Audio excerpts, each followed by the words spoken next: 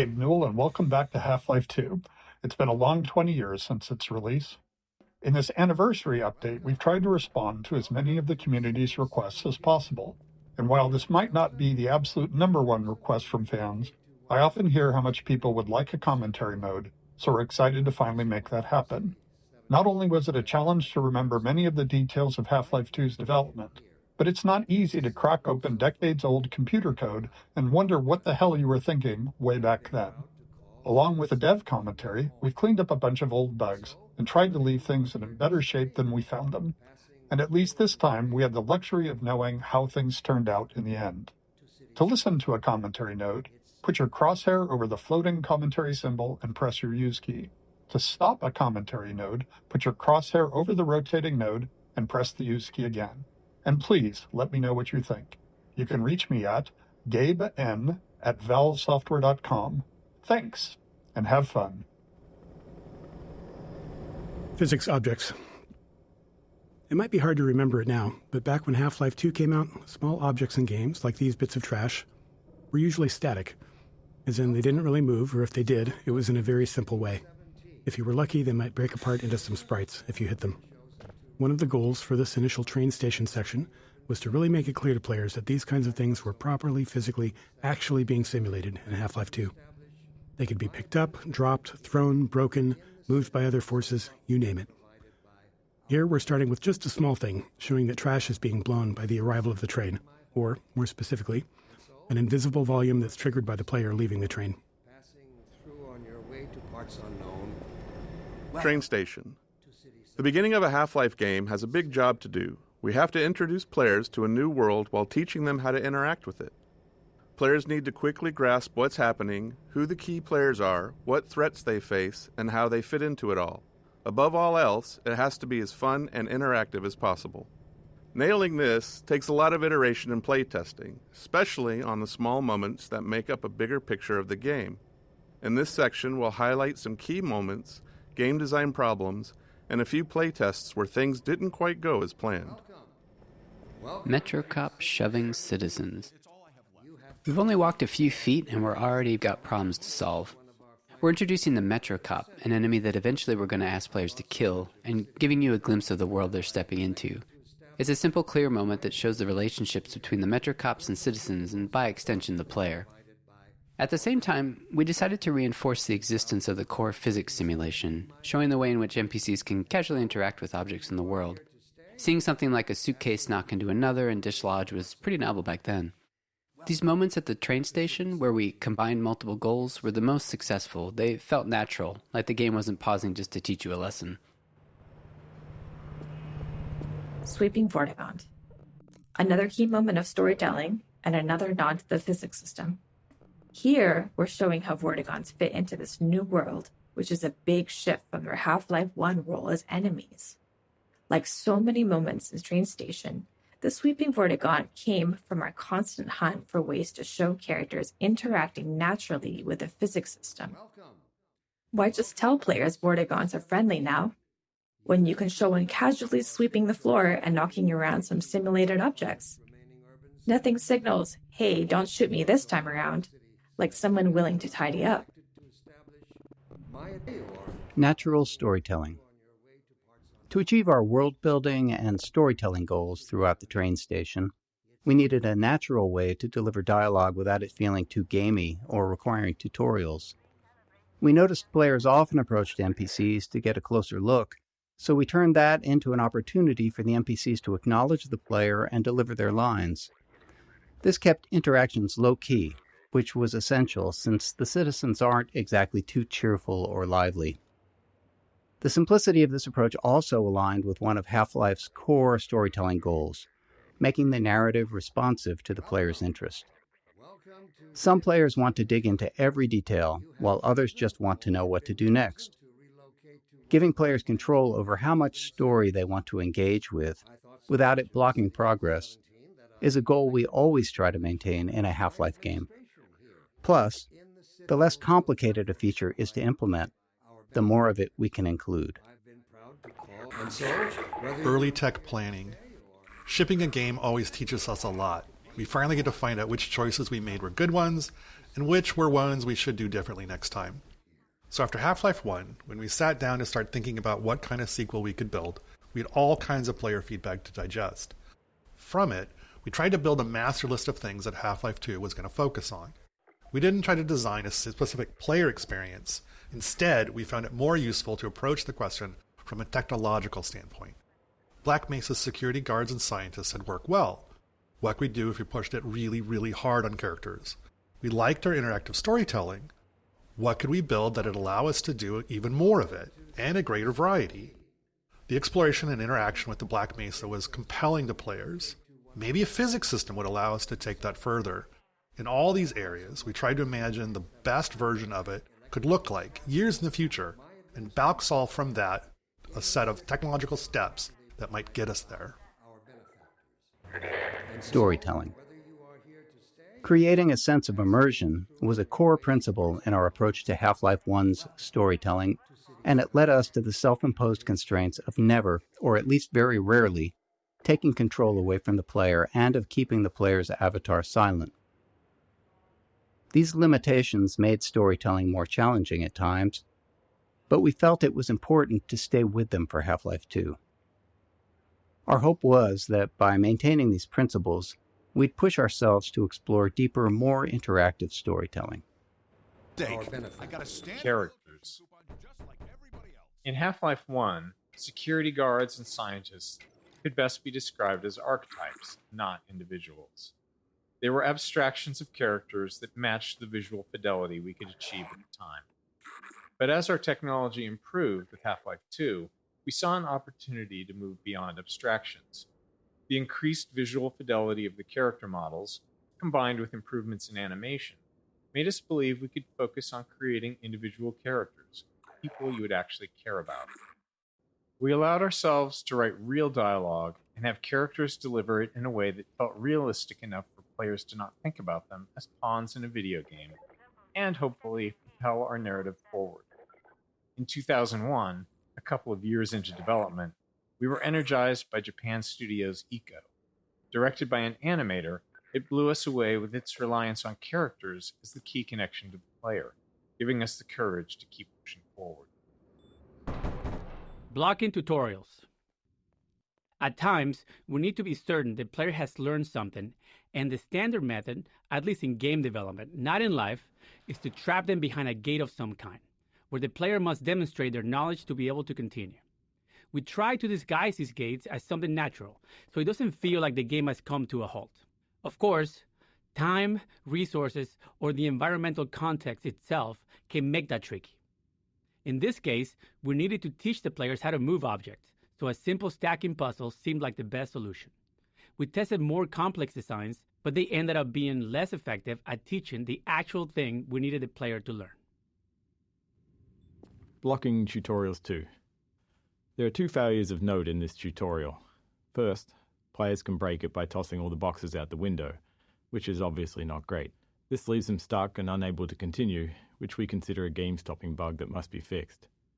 A clean solution would have been to tweak the window or crate sizes so that the player could fit through but not the crates. The problem was that we really only caught this problem late in development, and making even a simple change like that can have unpredictable game-breaking consequences, and right before launch no less. Also, this issue was purely theoretical. We'd never actually seen players do it. Our playtests of the design space had gone smoothly, with players learning what they needed and moving on. So changing the room's design this late in the game could have disrupted that success in ways that we couldn't foresee, so we opted for a more conservative fix rather than something elegant. If you're curious, try tossing all the boxes out the window and see what happens.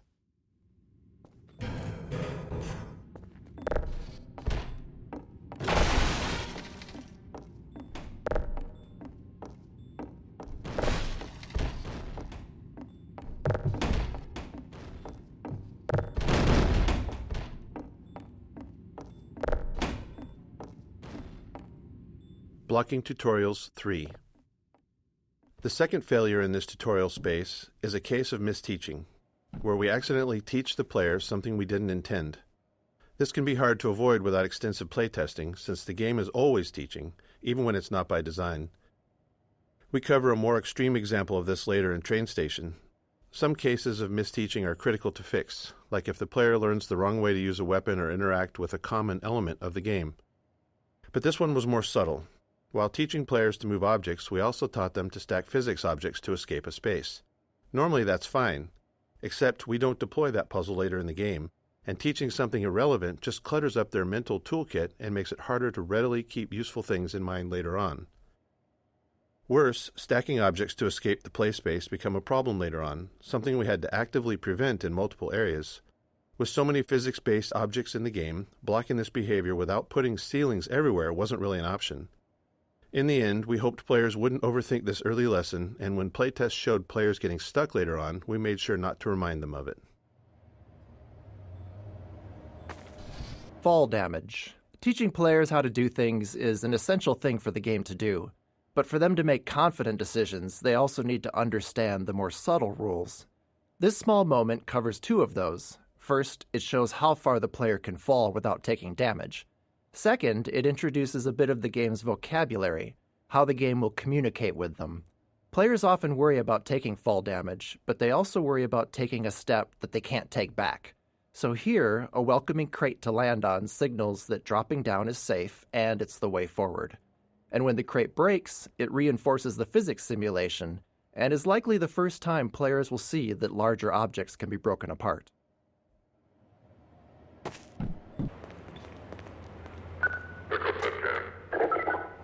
Pick up that can.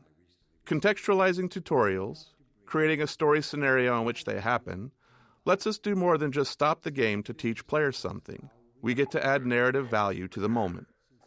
Here, teaching the player how to throw objects is combined with a narrative setup that gives them a choice in how to respond. After watching the Metro cops casually abuse citizens, it felt right to put the player in a similar position next.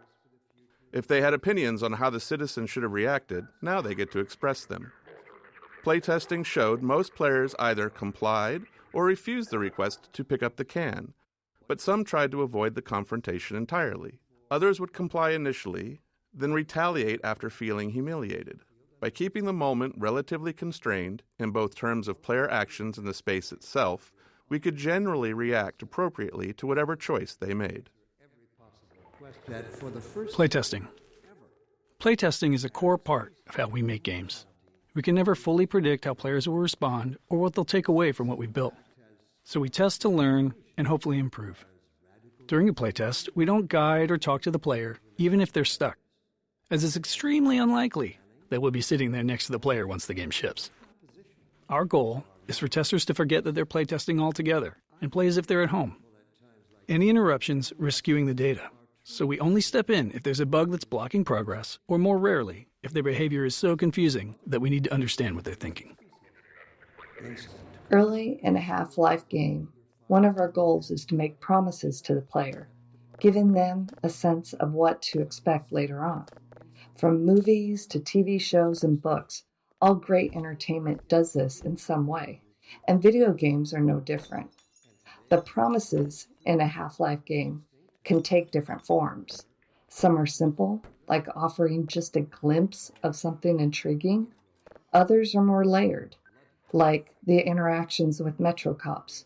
By putting the player in a powerless position against them, we set the stage for that future moment when they can finally get to retaliate. Instinct tells us that the unknown is a threat rather than an opportunity. Instinct slyly and covertly compels us away from the Citadel. We wanted the player's first view of City 17 to highlight the Citadel and its dominance over the city, representing the Combine's complete and total power over humanity.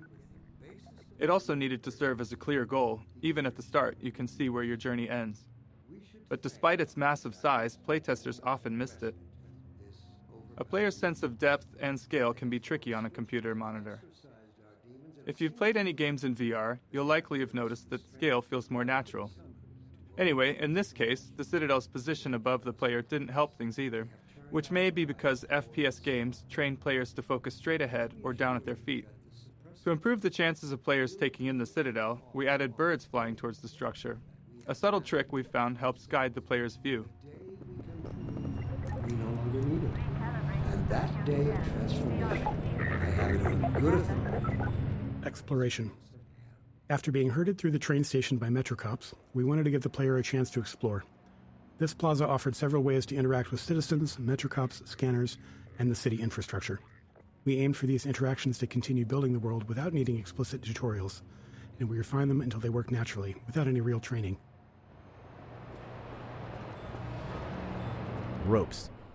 One of the things we noticed in all of the reference images that we'd gathered for City 17 was that there were cables and wires everywhere, and that they were a large part of the high-frequency detail in view.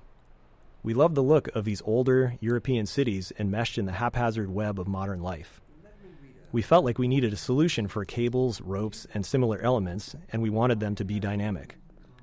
Our level designers were eager to create plug puzzles, and connecting a cord to each plug helped players better understand the mechanics. Early in production, we built a rope system and iterated on it throughout development.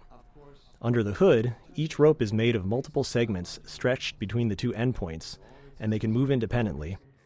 Each segment acts like a spring and responds to forces in the game, such as a gentle wind or the passing of a combine gunship overhead.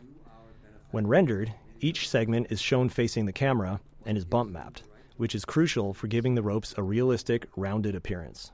Will they ever deactivate the suppression field and let us breed again?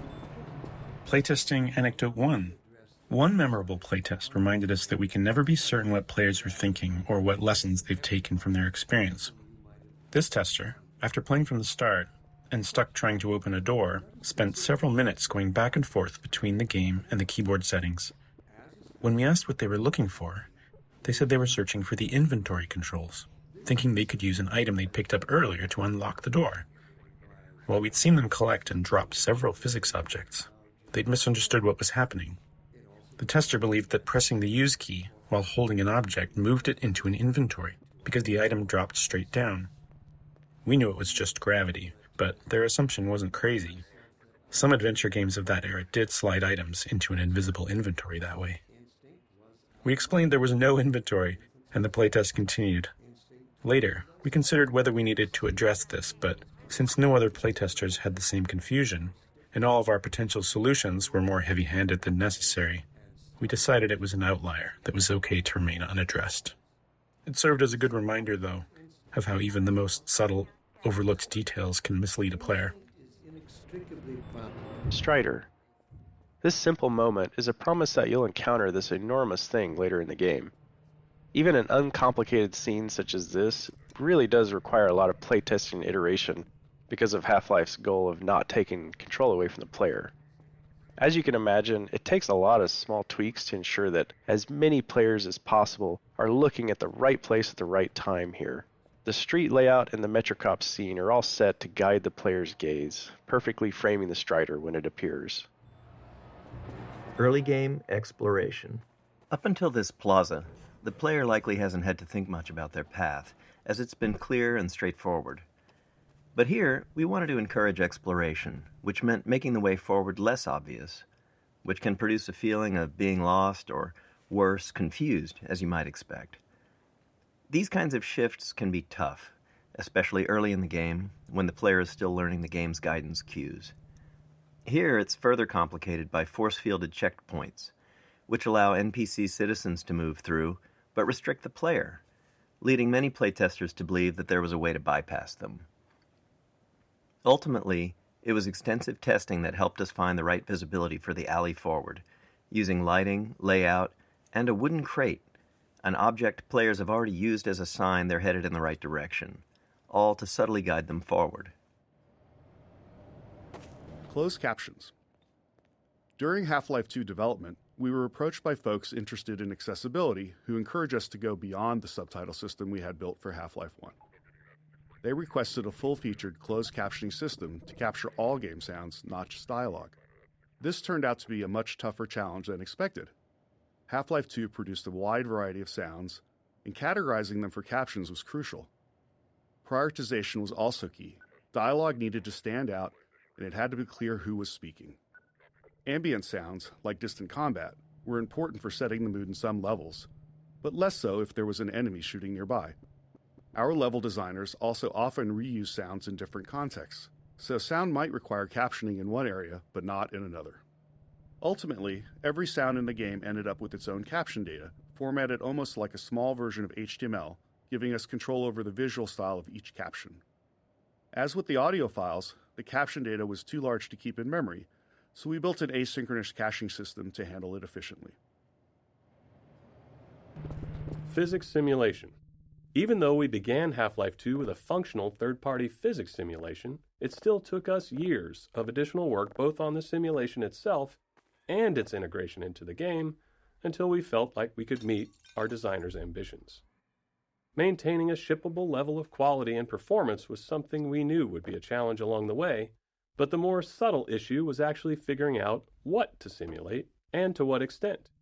We can't simulate everything, and even if we could, there are game design reasons why the experience is better when we don't. In many cases, we deliberately bend the simulation to improve the player's experience. These adjustments usually go unnoticed because they align with player intentions. For example, we disable collisions between the player and large objects to let them turn in narrow spaces, or we tweak the Combine rifle's alternate fire to gently guide the Combine ball toward enemies, making it more effective. Crate Baby. This small baby doll has a long legacy. During the long months of internal testing, some of the team turned it into a challenge, a way to make the 47th playthrough of a game a bit more fun. They'd place the doll inside of a nearby blue crate and see how far they could carry it throughout the game. After Half-Life 2 launched, the community started carrying Crate Baby as well, adding their own stories and rules to the mix. A few years later, while working on Episode 2, this was the inspiration for the Little Rocket Man achievement, where players had to carry a garden gnome dubbed Gnome Chomsky throughout the entire episode. Chomsky even made a comeback for Left 4 Dead 2 in the Garden Gnome achievement, where players had to carry him through the Dark Carnival campaign. These kind of interactions with players are some of the most rewarding parts of game development. We design games with theories in mind, but you never really know where things are going until players get their hands on it. Physics Simulation 2. Areas where game design or other constraints impacted the physical simulation often required extra tuning to keep the simulation from blowing up. As an example, early on we experimented with increasing the simulation on the player entity, which is to say, make player movement much more a part of the physical simulation of the world. We knew this might make movement feel less precise, but hoped it could lead to some novel experiences. However, after tuning the movement to match the less simulated version, we hit a major problem. The physical force needed for the player to move at their usual speed was so high that simply running into other simulated objects could result in death from the impact. We iterated on it, but ultimately couldn't find a solution we liked, and reverted to the less simulated movement. However, this wasn't exactly the easier path. It introduced new challenges with how the less simulated player interacted with the more simulated objects in the game. But it did allow us to deliver the precise movement experience we wanted.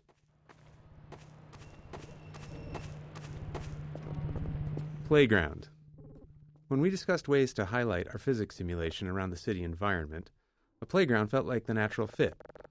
And for players paying attention to Dr. Breen, it's also a reminder of the cost of humanity's surrender to the Combine. We chose a few playground structures with interesting physics potential and began tuning them. Even with the advanced physics simulation we had at the time, setups like this always required hand tuning, as we had fully simulated objects interacting with non- or partially simulated ones, such as the player or static world geometry. It might be easy to assume that a simulation can carry a lot of the load of implementation, but even now, 20 years later, that is rarely the case. Back when we were working on the playground, late in development on the game, we couldn't get the friction on the slide to feel right, so we decided to break the ladder so the player couldn't get up there. However, you still can just walk right up the front. As is commonly the case, you, the player, get the last laugh on us.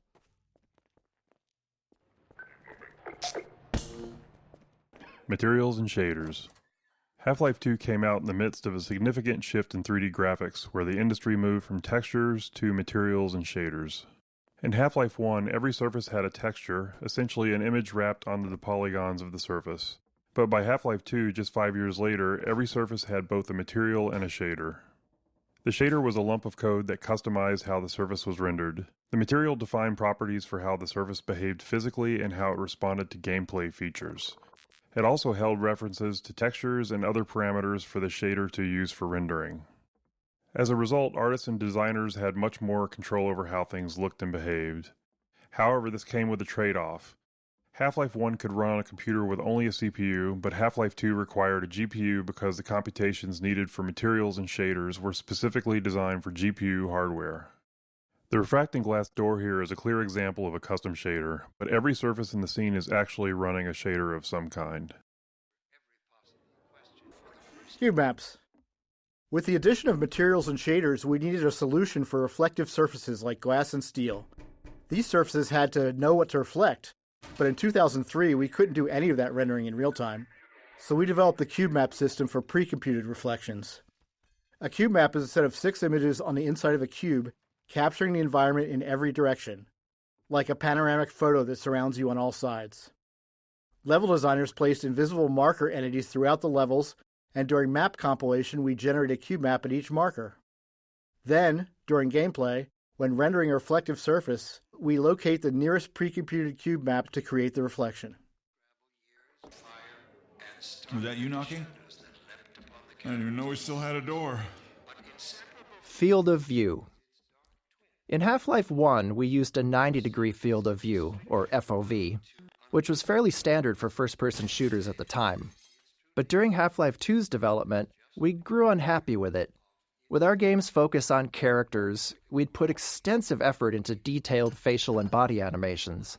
But the 90-degree FOV just didn't allow players to get close enough to fully appreciate that detail. So we began experimenting with a tighter FOV, and ultimately landed on 75 degrees. It took some adjustment for both us and players, and it required an additional FOV for view models, which are the player's weapon, held at the bottom of the screen. Their models were originally built with 90 degrees in mind, so they looked distorted at 75. But this change succeeded in doing what we wanted, putting our characters front and center in the game. Reference maps.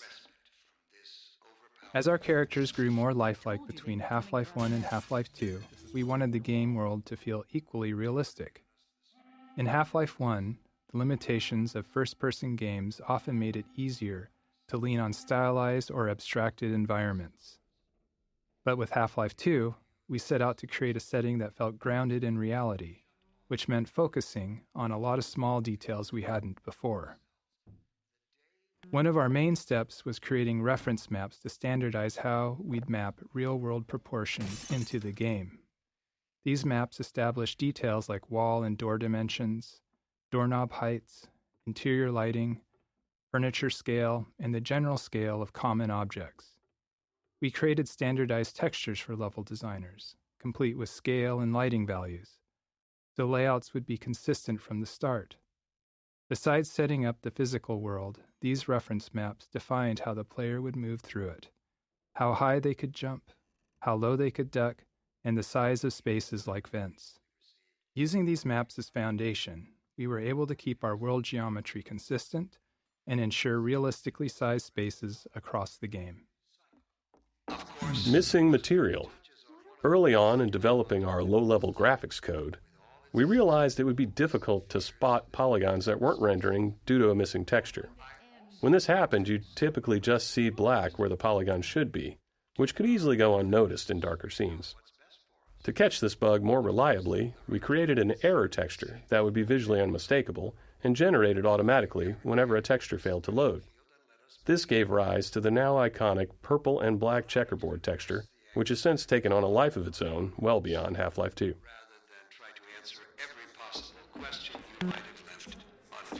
The raid.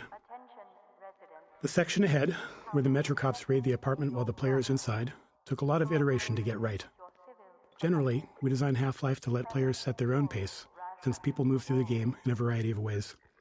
Some players run, ignoring anything that doesn't seem like a threat, while others methodically poke at everything. So, whenever we need to force a specific pace, it's always a challenge to ensure players perceive that pace and naturally play along. Since this is the first time we do this, we had to put in a lot of work to make it clear to the player that they needed to move quickly, and there's no time for exploration here. The Raid 2. In addition to making sure the player felt the pressure to move forward, we had to ensure the raid itself was foolproof. There couldn't be any way for the player to avoid it or double back past the Metro cops. The real challenge wasn't that players would try to break the scene, but that many would panic and run in random directions once they realized they were under threat for the first time. This moment requires a delicate balance. We wanted a heart-pounding escape, the sense of real danger, but we wanted players to make it through on their first try and feel like they escaped by the skin of their teeth. To achieve this, we kept the path ahead clear and reminiscent to the one they had just taken through the previous floor. A series of carefully placed triggers controls the threats appearing ahead and behind, maintaining the pressure while still giving players enough time to stay ahead of their pursuers. Health and No Hud. The rooftop chase sequence posed a unique design challenge. We didn't want it to be a true gameplay obstacle, and our best case was for players to make it through on their first try. But we still wanted to create the sense of real danger, where players felt legitimately threatened if they didn't keep moving. The challenge was that without the HEV suit, players don't technically have a heads-up display or HUD, which means no way to show damage or remaining health. After some experimenting, we created a special health system for this section, using a red glow around the screen to indicate damage. Players reacted as we hoped, taking it as a sign to keep moving, and the chase unfolded as intended. To top it off, we made health regenerate quickly so the glow wouldn't linger, reinforcing to players that running was indeed the right choice, and ensuring players weren't taken down by a stray bullet at the end just because they dawdled or hesitated earlier on. Playtesting Anecdote 2. In the upcoming section, we needed the player to be knocked down so Alyx could save them. With limited time and resources, we simplified the encounter as much as possible, reusing existing systems and letting it play out like a normal combat sequence, with a custom event triggered when the player died. After a few playtests to fine-tune the timing, we moved on. But as we got close to shipping, we encountered a problem with a playtester who quick-saved constantly and immediately hit quick-load whenever they thought they'd failed. When a Metro cop hit them, they quick-loaded before Alyx could step in, repeating this more than 10 times before we asked them to stop. At this stage of development, in the final bug-fixing phase, we had to limit ourselves to fixing only game-breaking issues, since even small changes could risk breaking something more important.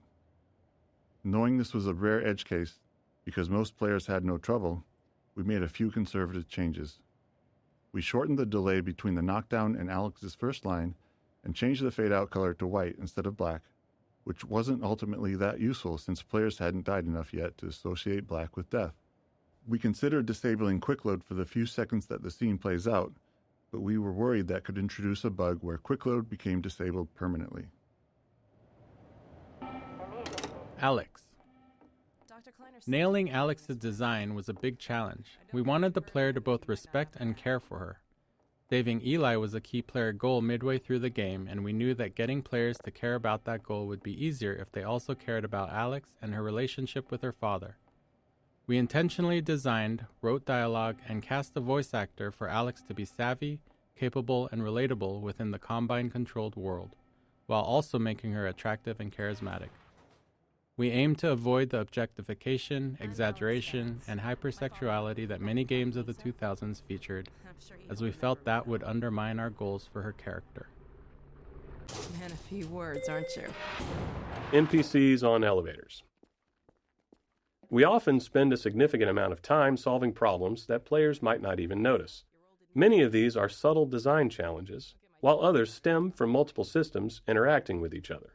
For example, getting non-player characters to ride in elevators posed a complex problem because it involved various systems, NPC AI decision-making, navigation planning, and movement simulation, to name a few. Additionally, the elevator itself had its own simulation requirements unrelated to NPCs. One of the more subtle challenges came from the fact that we simulate NPCs at a slower rate than we simulate elevators. This meant that NPCs on a descending elevator would simulate to make sure they were properly standing on the elevator, and then the elevator would simulate a few times, each time moving further down the elevator shaft, subtly leaving the NPC behind. Shortly after that, the NPC would simulate a second time and pop itself down on the elevator floor once again. You can imagine that it was hard to take Alyx seriously when she was constantly falling down in small increments while talking to you. Interactive storytelling. When we started on Half-Life 2, storytelling in games was generally either high fidelity and linear or low fidelity and interactive. We knew players had seen high-quality storytelling in games, but they'd never been placed right in the middle of it, able to watch it unfold around them, interact with it, and examine any part closely. While that goal excited us, we didn't yet know how it would work or what kind of technology we'd need to make it happen. We had built a variety of storytelling technology in Half-Life 1, but it was mostly presented in front of the player and lacked the interactivity and fidelity we were aiming for. So Kleiner's lab became the section of the game we used as a testbed to figure out how our interactive storytelling would actually function.